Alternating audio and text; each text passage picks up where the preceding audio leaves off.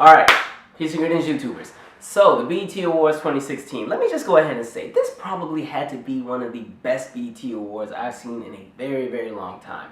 You know, sometimes they're very hit and miss, other times they're really good, but this year was just like, yo, y'all brought it this year, and I have to say thank you, because sometimes I get mad because the BET Awards, I feel like, is our largest outlet for a celebration of everything that we as a community do. And sometimes when they drop the ball and they half-step, it's such a letdown, because it's like, damn, man, y'all had all year to have this together. What are y'all doing? So I'm grateful that they had it together. You know, Soul Train Awards, NAACP Awards, BET Honors are great examples as well. But the BET Awards, because it's such a big show, and because it's broadcast on so many networks, this is the one where it's like, okay, this is the big one, so let's make sure we have this right. But no, I have to say, this was probably the best one I've seen in a long time. I always say the golden era for the BET Awards was like 2002 to 2006, maybe 7, depending on what day of the week it is. And I say that because that's when they just had a lot of really big name performers. The standards were a lot higher for what people were doing on stage. So, you know, you'd have James Brown performing and Michael Jackson would come out the back and Beyonce would dance on top of her name and Janet would be coming out of some air tunnel and dropping down some elevator, and, you know, Usher was climbing and running down a wall, and Mariah did, what did Mariah, she did We Belong Together at one of those award shows one time. It looked like she had the whole set of freaking SpongeBob SquarePants underwater with a sea mermaid on the stage, and, you know, Sierra would do, you know, so it was just like the award shows used to be so good then, but that was also an era when R&B was still really commercially popular. So there was a lot of money and investments going into the award shows more, so the performances were better, and those artists I named were from a different era, so the caliber and the standards that they held as performers were just a little bit higher than what a lot of the new people are doing today. But what I really enjoyed about this year was that the element of music was just saturated throughout the entire show. You know, the element of just soulful singing and vocals and just musicality was just throughout the entire show. And really, it all has to do with the fact that the entire show is pretty much a tribute to Prince. So I will have to say BET did an exceptionally well job on that. Because I was nervous at first. You know, they put out the promotion, and, you know, they said what they said about the Billboard Awards, because Billboard Awards was trash with that Prince tribute that they attempted to do. And, you know, so they put that commercial on immediately after Madonna and Stevie did their thing. And so I was like, all right, BET, what y'all got? Y'all done put it out there, so the standards are like this high. Everybody's watching. And we saw what y'all did in 09 with Michael Jackson. Now, I give y'all a pass because y'all only had 3 days to get it together. But we don't want to repeat of 2009. So, I was a little nervous, but I will say that they lived up to that standard and they killed it. Now, if you're somebody who was probably born after like 95 and maybe your parents didn't really keep you caught up on all of the music of the past, maybe you didn't quite like this year's award show because you probably didn't know who the majority of the people were on stage.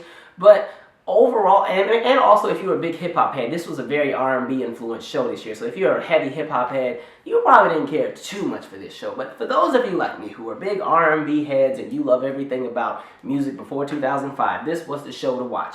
So I really enjoyed it. The element of Prince was just all throughout. So what I'm going to do is I'm going to talk first about just all the Prince tributes and put them all in one block, and then I'll get to the rest of the show. That way, we don't spend all day on Prince. And I thought it was brilliant that they had the Prince pieces kind of spread out throughout the show, because it helped to carry the show. Because if they would have had the Prince piece right in the beginning and then moved on, I don't know if I would have made it through the whole show, because there were a handful of performances where I was like, what are y'all doing? What you doing? Okay, yeah, this is cool. All right. So, you know, I thought it was brilliant that they had the Prince things kind of just flow. It kind of helped carry the show and keep you watching, because you knew that there was going to be more greatness coming. So with the Prince performances, I knew we were in good hands when I saw Dave Chappelle come out and do the intro, because I haven't seen Dave Chappelle since like 2010, back when Diddy used to still perform Hello, Good Morning on every freaking TV show that he could. He was doing that song at freaking high school gymnasiums, at family barbecues, Regis and Keller, anywhere. Hello, Good Morning, that's all I saw from 2010. So that was like the last time I seen Dave Chappelle. So when he came out, I was like, oh, this is going to be good. So Erica was the first of all the performers. And in my opinion, and y'all are going to fight me, and some of y'all are going to, I don't know, y'all going to kick me out of the Melanin Club. But I think Erica had the weakest performance out of all of those who were in the Prince tribute. Something about this just did not connect. I don't know if it's because she sang Ballad of Dorothy Parker, and it's such a mellow song in a low range, and it made her stay way down here as she sang it, but something just didn't connect. And I think that specific song is a song that only Prince can kind of perform, and it's a song that you kind of play and listen to in the car like 2 or 3 in the morning. So it didn't come off well live with her. I mean, they had the band, because, you know, the Roots was playing the band and everything, but something just didn't connect. And I mean, I rock with Erica. Like, you know, I'm sure, you know, she probably puts her fat back in the greens like I do, and she probably gets the beads hanging from her kitchen doorway, and her house probably smells like incense and candles all day. But for this specific performance, I just was not feeling it at all. Erica honestly could have kind of stayed home, you know, and I would have been cool with that. She kind of had the forgettable performance out of everybody. Nothing against Erica, but I'm just saying, like, I was like Sister Mary Clarence in Sister Act 2 when the kids weren't trying to sing right. I was like, all right, y'all gonna have to do better than this. It's like, BET, y'all done talked all this trash, and Madonna fans are pissed off and trying to condemn us to hell, so y'all better have this right.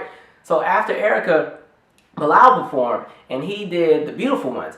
And so I was like, okay, cool. And so he did a decent job. He was cool. And I'm glad they put him on the main stage, because he's somebody, a lot of the neo-soul and a lot of the R&B artists who are doing very contemporary R&B, not contemporary R&B, very traditional R&B that's not contemporary and not as radio-friendly, other than like urban AC formats, a lot of them don't get the exposure on the BET Awards, because the BET Awards is very hip-hop and commercially relevant exposed or set up. You know what I mean? When I say commercially relevant, I'm talking about what's on the radio, what the kids are listening to. Bilal's not really one of those people.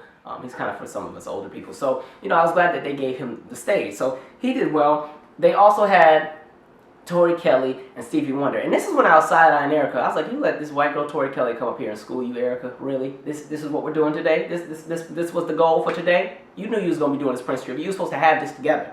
But anyway, so Tori Kelly, she did an excellent job, and I felt like she knew that the standards for this show were going to be a lot higher than something like the VMAs or the Billboard Awards or the AMAs. So Tori, if you're going to be here, if you're going to sit at the black table tonight, you need to have your stuff together. So Tori did. Tori came ready. She was ready. She had her part down. And Stevie was the one who accompanied her. And the thing I always say about Stevie, because some people were complaining like, damn man, Stevie's did everything. Why is he always performing?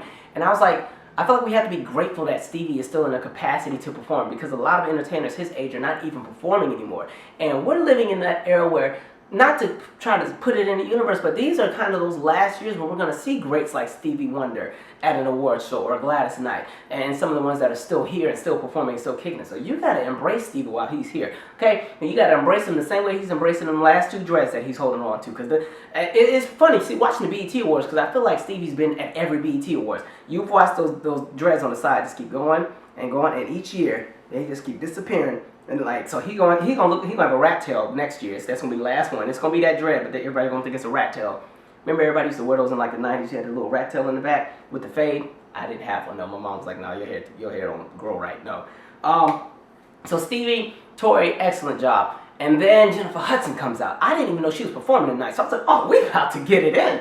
So Jennifer comes out, does Purple Rain. And see, at first people were like, oh, cliche, Purple Rain, here we go. I was like, no, y'all don't understand. Listen, when Jennifer Hudson or Fantasia performed Purple Rain, it's about to go down.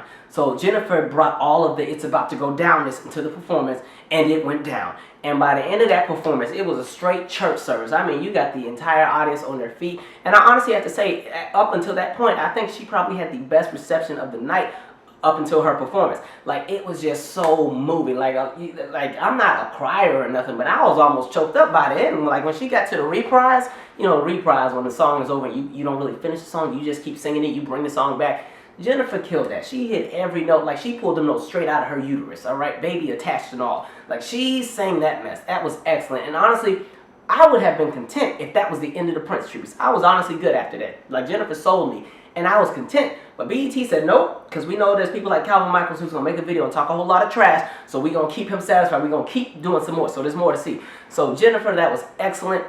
Excellent. There's a really cool clip of her doing that on Broadway when she was doing Color Purple as well. What I wish they would have had were more mics in the audience, because I watched a clip of Fantasia doing this song at, it was some event in Atlanta years ago, and when they got to the bridge of the song where you have the audience doing a little hoo, I would try to sing, but I've been cussing out kids all week because we went camping, so I ain't got no voice tonight.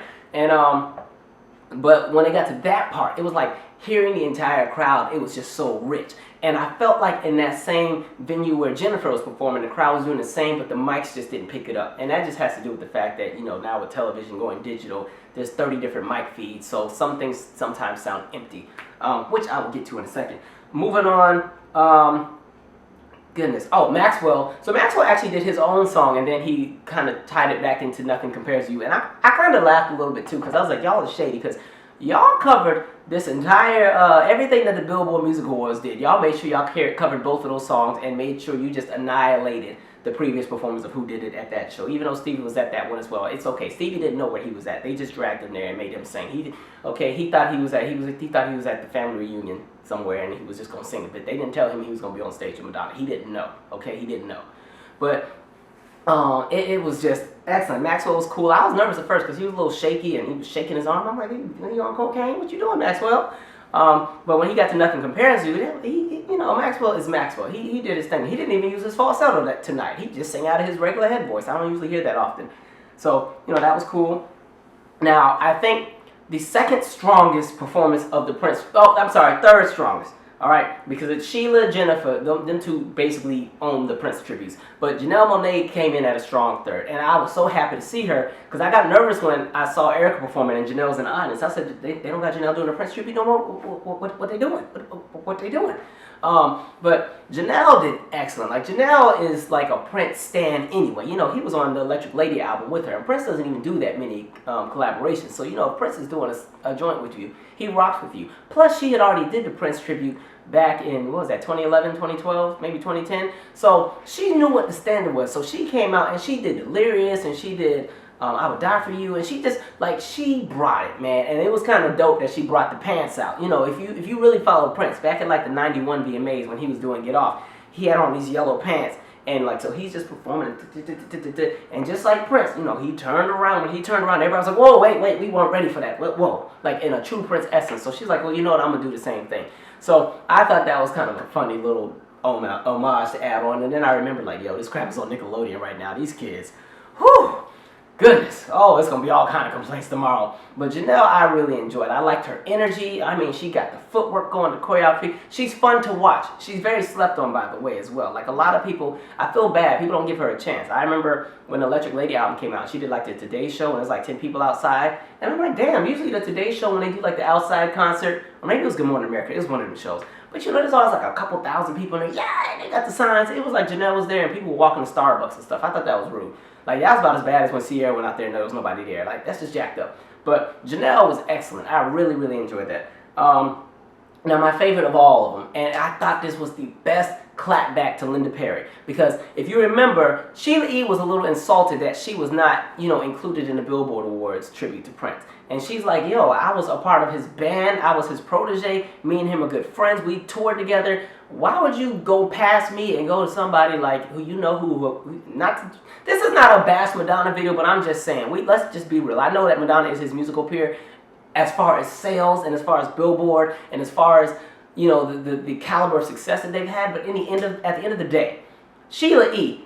is Prince's musical peer, not Madonna. I don't care. I know Prince, Madonna, Michael are the pop trinity of the 80s, but Prince, in my opinion, didn't F with Madonna like that. I know they kicked it and stuff in the later years, but Sheila E's been the ride or die. She's always been there. So I was a little insulted as well. So, Linda Perry responded to Sheila E. and was like, well, Sheila E's not really relevant enough to do a Prince tribute, and you have to let the people who are relevant. And I'm like, so that's supposed to be Madonna? Ain't nobody checking for her except for old white people. Not to be rude, but sorry, her day has come and gone just like a lot of my other favorite people. So if Sheila E's not relevant, Madonna certainly shouldn't have been doing no Prince tribute. Nothing against Madonna, but Madonna has a lane, and I think she should stay in it sometimes. And people give her a pass because of this, and they let Madonna do whatever she wants. And I'm sorry, that doesn't, just because you're Madonna and you get this does not mean everything you do is great. You may be a legend, but in my book, you shouldn't have been there that night. So Sheila E. had the perfect clapback performance because, in my opinion, Sheila E. had the best performance of the entire night. It was not even close. Sheila E. ate that crap alive. The band, she had the full band, and mind you, she had her band members, some of Prince's former band members and backup singers. I recognized the lady with the fade in the backup singer as the backup singer. She toured with him on the last tour. And Sheila E. ate that crap alive. They did Love Bazaar, Baby I'm a Star, Erotic City. I do wish doing Erotic City they would have had a male vocalist to kind of carry that more because you couldn't hear that part. I was like, what's going on here? What's going on? But she just had energy. She slid on the floor. Now, if you know Sheila E., she got really bad leg problems because she spent all those years playing percussion in heels and dancing. She has a lot of the same physical problems that Prince was having in his later years. So for her to get on that floor and slide, I was like, okay. All right, look, Janet don't even get on the floor no more. If you watch the Damn Big video, when Janet got on the ground, she did that in 3 parts. She said, wait, let me get, all right, okay, yeah, all right, I got it, okay. I forgot how Jenna was like, I'm pregnant in this. I ain't about to just get on the floor like that. Sheila E. slid into that ground. I said, okay. Like Sheila E. And my favorite part was just the band was so rich. And there's nothing like a good bass line in a performance. Bass, ding, ding, ding, ding, ding, will carry the mess out of a performance. So that bass with the percussion and the brass section and the keyboards, and it was just like, yo, y'all are doing this. It was so good, and it was the best way to close the award show. Sheila E. is a legend. That was the best Prince anything I've seen by anybody as far as a tribute. It was so dope. I really, really enjoyed that. Like, Sheila E. knew what the... And see, when you've been on the Purple Rain tour and in the band, you know what the standards are for a live performance. Sheila had that. And see, that's what should have been done at that other award show. But see, at the end of the day, nobody does it like us. So it's okay. I'll let that other award show get what they thought they had. They thought they were redeeming it by bringing Stevie out. Like that was supposed to kind of ease things. But no, we got this. Good job, BET. So... Beyonce opened the show, and this was a rare event. You know, there's events that are very, very rare. Like, you know, big super giant earthquakes over a magnitude of 9.0 are very, very rare. They happen like every few hundred years. And you know, some of the specific lunar eclipses are very rare. They happen over a specific amount of years. And when all the planets are aligned in space, that's a very rare event. And getting Beyonce to perform at the BET Awards is an extremely rare event because she don't really rock with them like that. She ain't performed BET Awards since like she did that Ave Maria messing back in '09. And I mean, she's been there I think once or twice since. Beyonce doesn't do the BET Awards. Sometimes she'll ship in a video like, here you go, watch this VHS. She'll do a YouTube, but like, she'll do some Periscope crap and send it to them. They're like, y'all make that a performance. Y'all do what y'all want with it. Make it fun, have fun. But she actually showed up tonight, and she actually opened the show. So she performed Freedom, which is off the latest album. And I think visually Beyonce had the best performance of the night. I'm sorry, Sheila E. still took it from everybody in my opinion. But I think visually Beyonce had the best performance. Lots of money went into that performance. That's also the same set that she does on the tour, but it was kind of dope because she had Kendrick Lamar actually come out on the song. So Beyonce was cool. It was a great way to open the show. Lots of energy. I kind of wish they would have added that in the promotion because I'm sure more people would have watched had they known some of these people would have been here because a lot of the people just weren't on the billing. So I understand you're trying to surprise us, but a lot of people don't watch the BET Awards like that. So if they don't know that there's certain people that are going to be there, they're not going to watch. So BET, y'all might have missed out on some ratings and all from, not really saying who was going to be there. But Beyonce, I really enjoyed. I don't know if it's her best performance at the BET Awards. For some reason, I really was sold on her 03 performance. I know that one's not even really that great of a performance, but it was just always so funny to me because that was the year when her and Ashanti were both kind of out at the same time. And Ashanti was still kind of popular, but she was like right at the cusp of getting ready to go downhill. And that year, that was when Beyonce had danced on top of her name. Like her whole name was spelled out and she's dancing on top of it. And she just did all that and pyrotechnics and and then, Ashanti had to perform afterwards. And at the time, Ashanti had been breaking all these records. And, the first female entertainer to have 3 top 10s on the Hot 100 and stuff. So we're like, all right, Ashanti, what you about to bring? And then Ashanti came out. She had her name on a little PowerPoint graphic in the back, just a little oiled up. And she had 1.5 dancers. And she did a little 2-step. And that was the last time we saw her on a major stage. But, so I've always enjoyed that performance. And I really like when Beyonce did Deja Vu. I thought that was dope. But, this was a great performance. I like the message behind the song Freedom. And I like that everybody's really embracing the realness of what it's like to be black in America, not being afraid to finally stop being such punks and so passive about what goes on in the world. So I've kind of been like, all right, Beyonce, I'm glad you finally woke up, or at least you're embracing it on a mainstream element. Maybe she's always been woke, but in the previous years, she was always quiet. She never had an opinion about anything. Even in the music, she wouldn't say much. She was very safe. And so I'm enjoying this new, more liberated Beyonce that actually has an opinion and that's actually not afraid to challenge the status quo when it comes to what's appropriate to, to be said in front of the masses. So that's why I kind of liked her performance. Who else? And no, they got me though, because she left right after that performance. She said, I didn't say I was going to stay. I said I'd perform. I got to go. And it was funny because then the mom was like, oh, she had won like some award. And the mom was like, oh, Beyonce had to leave. She has a concert in London tonight. She has to get there, hopefully. I said, they got a concert at 1 in the morning? Because it's about 1 a.m. in London right now, so I don't know what formation they're going to be in this late, but to be honest, they probably all still would show up.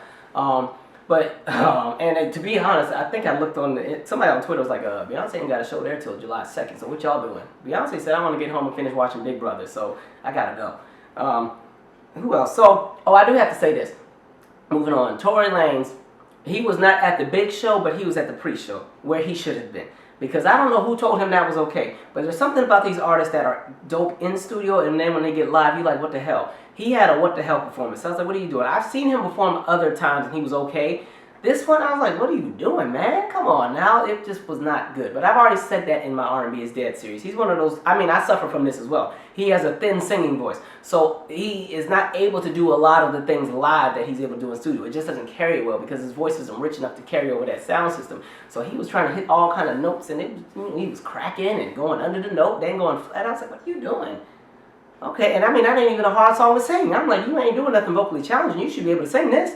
So that led me into Bryson Tiller, who is also another vocalist who I think is very good in studio. In studio, you can do all kind of magic tricks and treats and trinkets and stuff, but when you get live, it's just not that great. He had a great year this year with that one song, Don't. That one song carried all of 2015 and 2016, and people really, really love Bryson Tiller. And he had a slow burner for an album that kind of started really selling some units with no promotion, just off word of mouth, which is kind of dope. But I think he's just better in studio. Just like I said about the Ballad of Dorothy Parker song, he got that music where you just ride in the car to it at like 2 or 3 in the morning after you've had a great night with friends.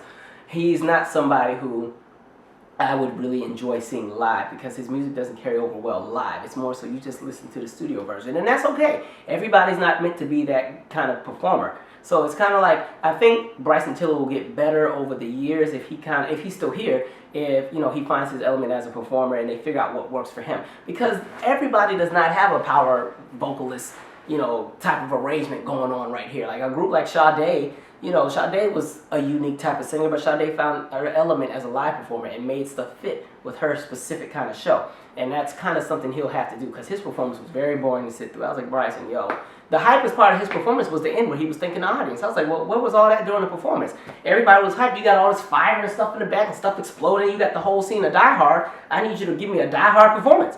And he didn't really give that. But the song is dope, so, all the ratchet people out was like, yeah. But the best part is that little girl from Blackish. She was feeling it. I said, somebody make a gift for that. I'm going to put that on my Twitter right away. But no, I really liked it. I like Bryson Tiller, kind of. He's growing on me, but I ain't care for the performance. Designer. Now, speaking of, see, this is what I'm talking about. Now, Designer is somebody I really don't care for. But Designer is so happy to have a hit. This little boy is like 18. So he came out there straight on level 10. He was so hyped, so excited. I think it's the most retarded song in the world, but I actually liked his performance because he was hyped. He had energy. He bounced it off the stage, doing all kind of little moves that he done made up on the bus ride to the show and everything. He was dope for what his standard is. He knew his lane. He worked that lane. They didn't give him a band. They said, you're going to get a DJ, you're going to do this song, you're going to get off. And he said, okay, I got you. And he tried to bring that song back 8 different times and try to reprise it. And his energy was there. I didn't care for the song. I was kind of questioning what he was doing for half of the performance. But I liked the fact that you could tell that he was excited to be there and invested in his specific performance. And I was like, that is the energy you bring to a stage. Even if you don't like the content that's being performed, that's the energy you bring to the stage. So Panda, I was rocking with it that day. You know what? I might actually go to the zoo next week and go visit the little panda at the National Zoo. I don't really support the zoos because they be doing the animals wrong and stuff.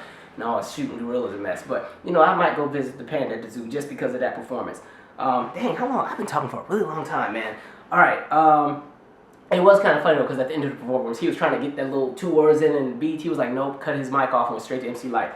Future also performed. Let me find, did I write him down? Future was all right. He was kind of forgettable, and I think he was forgettable because he came right after Jesse Williams had just gave that powerful speech. Like, I have to say, Jesse Williams, who I will come back to in a second, had a really great speech. But going back to Future, it was so forgettable for me because I was on such a high from what Jesse Williams had just done. I couldn't really get into Future at all. And my thing is, Future goes into that same boat with all these studio entertainers that don't come off well live. The only way you can enjoy a Future performance is if you are actually there. He's not my kind of performer, but I tell you this. If you pregame before a Future show and you got like 10 people in your crew that go with you, that is the most lit show you can go to based on what you're into. As a critic of music and stuff, I'm like, no, I'm not a fan. I'm not impressed at all. But if I'm with 10 friends and I got a good little drink in me or two, these songs start sounding real good and everybody jumping and everybody's hyped. He has a very energetic show. So I was like, where was that energy tonight? I didn't really see it. So it was kind of forgettable to me. And I'm like, you let your damn copycat clone, the diet version of you, Designer, come out here and book you on your own lane. This is your outlet, and you let this little boy come out here and drag you into your own what you're doing. But Future, he's all right with me, I guess. It was just forgettable because Jesse Williams really just caught my attention. I really enjoyed. Actually, I take that back. I like the Fat Joe, French Montana, and Remy Ma song. The performance, again, I'm like, what's up with all the rappers messing up tonight? Y'all supposed to have this together. It's only going to be 3 of y'all performing tonight. I really like All the Way Up. That's my summer anthem. But they were dry. There was no energy. Remy was the one person I was like, okay, I can get with this. But I don't know. The energy was just gone. I was like, y'all going to loosen up a bit? Give me something. I think if they would have just sped the song up a tiny bit, it would have made it better. Like, listen, I grew up Kojic, and I've always learned, you speed up a song a bit and add a good bass line and some heavy drums, it'll make a song better anytime. So if they would have just sped all the way up, just a few notches, I'm not saying make it EDM or nothing, but just speed it up a tiny bit, it would have made the performance just a little bit liver. You know, sometimes when you don't have a band and it's just the DJ, it can come off dry, especially when I was talking about when you have the sound outlets with the mic feeds and stuff, and they're playing from different sources and then being pushed into one sound source that we all hear on TV. It just makes everything sound so empty, and their performance was real empty sounding. But Remy had that hair running all the way to the back of her knees, though. She was so happy to be on that stage. But I like that song. That's my song. I just didn't care for the performance like that. All right, we'll wind it down here.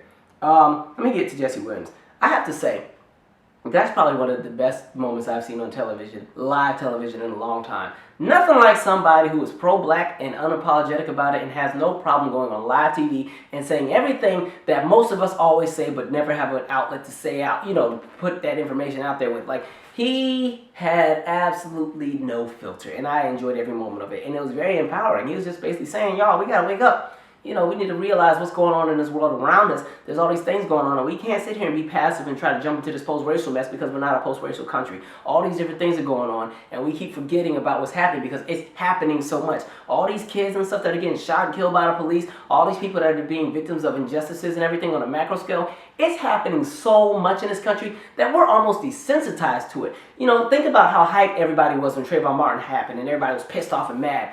That's still happening today, but it's to the point where it's happened so much in the last 4 years that we're almost desensitized to it because it happens so frequently, and now that it's in the media and social media, the same energy is not being brought to those issues. So I was so glad that he talked about that. I'm glad that he called out the mass corporations, and I like that he even called out some of the people that are at the very award show. And it's like, y'all always want to earn this element of respect, you want to earn this element of being a human being, but you're playing a role into the endorsing of this same generalization and stereotypical system that degrades us. So you need to make sure if you have an outlet and you have an audience, you're using that to the best of your ability to educate and incite and inform those around us who need that knowledge that, to carry on into the next generation. That was the best thing that could have been said on TV. And I hope every child, adult, grown person in the world was watching that because he said not one freaking lie. I was also happy that Deborah Lee put some juices and berries in her hair for a change. So it was real good. I'm all team natural. Yes, y'all do it. But sometimes I'm like, you can be natural, but it shouldn't be looking like that, Deborah Lee. You don't be going on TV looking like that. So I was glad she put some juices and berries in it.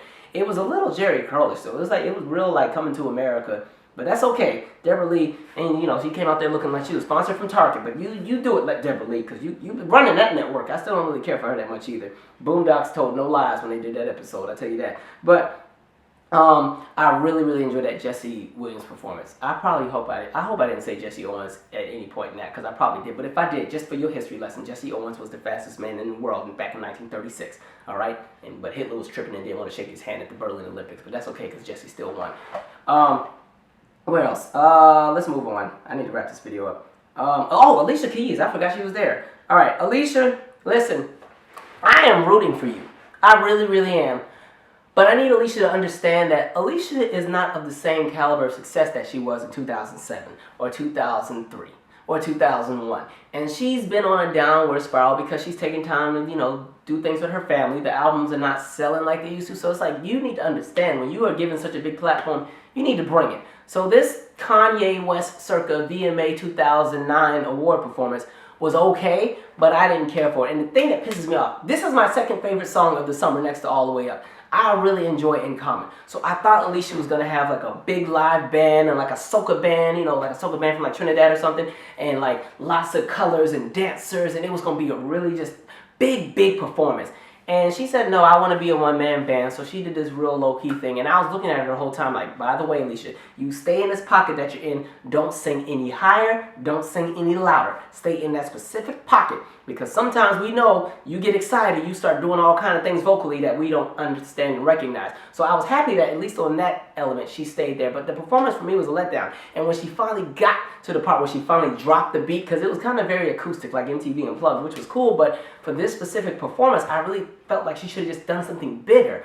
Like, if you want this song to catch on, you need to have a big performance. It's okay to always be deep and, you know, I'm all about my music. I just want to sit with my guitar and da-da-da-da. Cool. But you can still have a good band behind you. And I'm like, Alicia usually is pretty good at performances. I always say her best performance was the Grammys in '04 when she did If I Ain't Got You, and then they did the Ray Charles tribute with Jamie Foxx. You know, Alicia knows what she's doing, but I was a little let down. I also enjoyed her BET Awards performance with all the girl groups from back in the day.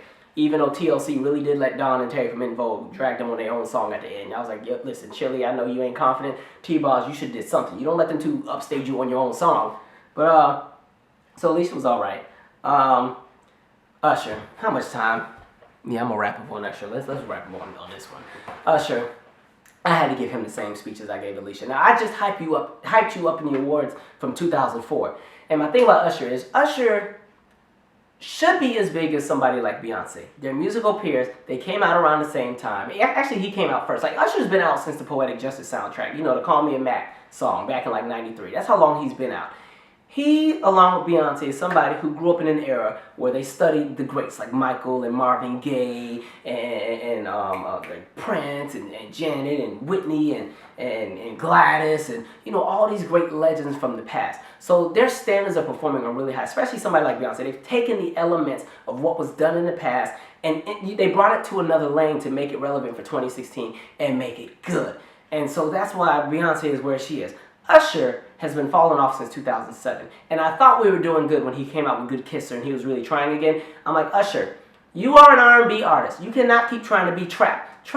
Listen, I have nothing against trap music. I'm not a fan of it, but I do recognize that that is an outlet of expression for some people. And that is an outlet of liberation for some people. But Usher, you're not a trap artist. Let the rappers do trap. You are an R&B artist with an R&B core fan base, with an R&B lineage, with an R&B record of hits. You need to be an R&B artist. Stop trying to fit in with these 15-year-old kids because they don't see it for you. They barely see it for Chris Brown because Chris Brown to them is ancient. Okay, 27 is old as dirt just for somebody who's like 15. So Usher, you being like 36, 37, how do you think they see you? You was up there out of breath, out of key, trying to dab, trying to do everything the kids are doing, and I'm like, what is this? And I get annoyed because I went to the UR experience back in 2013, 2014, and it was an excellent concert tour. He had the full band, he was in good voice, just everything was excellent. This specific song that he tried to perform does not fit his voice. It does not fit his style of singing. It does not fit any of that, and that's why he sounded absolutely atrocious tonight.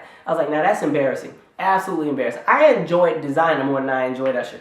That's a problem. And the thing about it is when you hear Usher, there's a standard that I have for somebody like Usher. Anybody who came out of his era, Usher, Beyonce, I mean, they're the last two out of that era, but even if you go to pop, Usher, Beyonce, Pink, Christina Aguilera, some of those ones on the pop side, there's a standard. I put them all right here because they all grew up watching the greats do it, so they know better. Usher, I was very disappointed in your performance. You could have kept that. You absolutely could have kept that. Keep that. Don't bring it back. Because he just did so good at BET Honors when he just did his old little tribute and did the L.A. Reid bit and did some Bobby Brown songs and then his throwbacks. Excellent performance. I'm like, see, that's your element. Musicianship, musicality, vocals, blending, live band, brass section, keyboards, piano, guitar. That's what he needs in his. I was like, you were just playing the drums the last time you performed there. Now you want to sit here and dab and try to act like you're still 19. That era has come and gone. You got to let these new kids do their thing and you do yours, okay? That they take lessons from the greats while trying to take what they've learned and re-innovate it for something new. You can't be backtracking trying to do dumb stuff. Kirk Franklin, let's pray for him. I don't know what's going on with him. His voice scared the mess out of me. He didn't sound like himself. I don't know if he's doing Botox. His whole face looked different. Y'all add him to the prayer list. Tell him to put Kirk Franklin on the playlist before I finish this video. Put him on the prayer list, I mean. They gave Samuel Jackson the Lifetime Achievement Award. This is the first time they've given it to an actor and not an entertainer as far as like a singer. So that was interesting.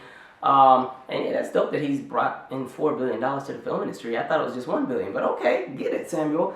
That's pretty much the award show. I think I've got, Muhammad Ali, his daughter. That was an excellent speech. I really enjoyed that. Rest in peace, Muhammad Ali. I'm glad that they gave him a lane and gave some kind of props to him. I wish they would have just said a little something about Natalie Cole and Maurice from Earth, Wind & Fire and some of the other greats that have died in the past, but that's okay. I think they did such an excellent job. Great job, BET. Subscribe if you like what you saw. I know this was a long video, but listen, BET Awards is once every year, so I get that chance to make my long video. I'm out. Subscribe. Happy July.